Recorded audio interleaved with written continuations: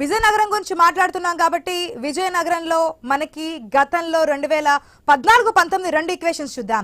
2019 విషయానికి వస్తే గనక క్లీన్ స్వీప్ చేసింది. అక్కడ మనకి ఫ్యాన్ గాలి గట్టిగా వీసింది. 9 స్థానాలు కూడా ప్రస్తుత అధికార పార్టీ క్లీన్ స్వీప్ చేసింది.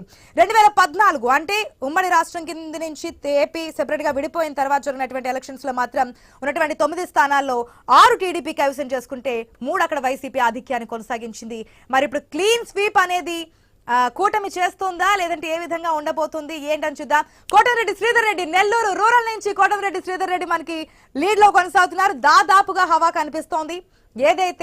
ఎవరైతే గెలవరు లేదంటే కూటమికి అంత ప్రాబల్యం ఉండదనుకున్నారో ఆ విషయం కనిపిస్తోంది. మనం విజువల్లో ఇప్పుడు క్లియర్ గా చూసాము. ఎవరైతే కొడాల నాని ఉన్నారో చాలా గంటాబద్ధంగా చాలా కామెంట్స్ చేస్తూ ఉంటారు. కానీ కౌంటింగ్ కేంద్రం నుంచి వెనుదిరుగుతున్నటువంటి విజువల్స్ మనం చూస్తున్నాం. మినిస్టర్ అంటే ఫస్ట్ టైం మినిస్టర్కి ఇచ్చినారు, తర్వాత ఆయన ప్లేస్లో వేరే వాళ్ళకి ఇవ్వడం జరిగింది. కొడాలి నాని అంటే తెలియనటువంటి పేరు, ఆ పేరు తెలియనటువంటి వారు ఎవరు ఉండరేమో. కొడాలి నాని ఈక్వేషన్స్ చూసిన తర్వాత, ట్రెండ్ చూసిన తర్వాత కౌంటింగ్ కేంద్రం నుంచి వెలుగు తిరుగుతున్నటువంటి విజువల్స్ కూడా మనం స్క్రీన్లో క్లియర్గా చూస్తున్నాం.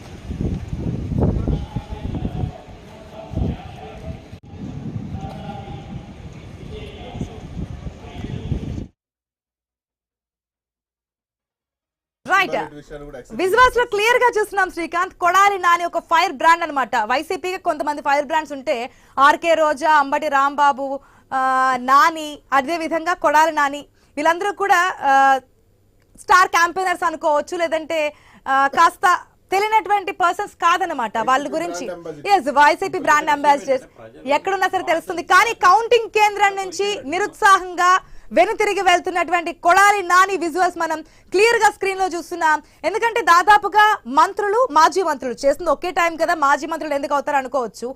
కోవిడ్ తర్వాత 2.5 years అని చెప్పున్నారు. మొదటి 3 సంవత్సరాలు మంత్రివర్గం ఒకటి ఉంటే తర్వాత మంత్రివర్గ పునర్వ్యవస్థీకరణలో భాగంగా కొంతమందిని కంటిన్యూ చేస్తారు, కొంతమందికి కొత్త వాళ్ళకి అవకాశం ఇచ్చారనమాట. దాంట్లో భాగంగానే కొడాలి నానికి మంత్రి పదవి నుంచి తప్పించారు.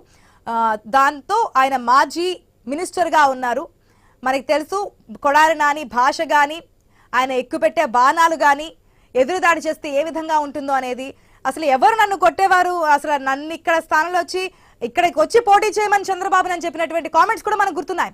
నా మీద పోటీ చేయాలంటే చంద్రబాబు వచ్చి ఇక్కడ ఎక్కడో కుప్పము నుంచి కాదు, ఇక్కడికి వచ్చి నా స్థానంలో గుడివాడ నుంచి పోటీ చేయండి, గుడివాడ నుంచి గెలవమని చెప్పి సవాల్ విసినటువంటి సిచ్యువేషన్స్ మనకి కొడాలి నాని విషయంలో గుర్తున్నాయి. ఎందుకంటే పులివెందుల క్లీన్ స్వీప్ అవుతుందంటే జగనాన్ని టచ్ చేయడం కాదు, ముందు నా నియోజకవర్గంలో నన్ను టచ్ చేయండి అని చాలా సైలెంట్ మోడ్ లో కనిపించింది లాస్ట్ మినిట్ వరకు టీడీపీ. అంటే మనం ఇంతకు ముందు చూసాం సజ్జల రామకృష్ణారెడ్డి పార్టీ సంబంధించి ప్రధాన కార్యదర్శి నిన్న కామెంట్స్ చేస్తూ కూడా మనకి ఎవరైనా ఆ పార్టీ నాయకులు ధీమా వ్యక్తం చేస్తుంటారు, కానీ 10 గంటల తర్వాత విజయోత్సవాలకు సిద్ధంగా ఉండండి అని చెప్తున్నారు. ఆ స్థాయిలో వైజాగ్ లో కూడా ప్రమాణ స్వీకారానికి సిద్ధం చేసినటువంటి పరిస్థితి అదేం కనిపించలేదు.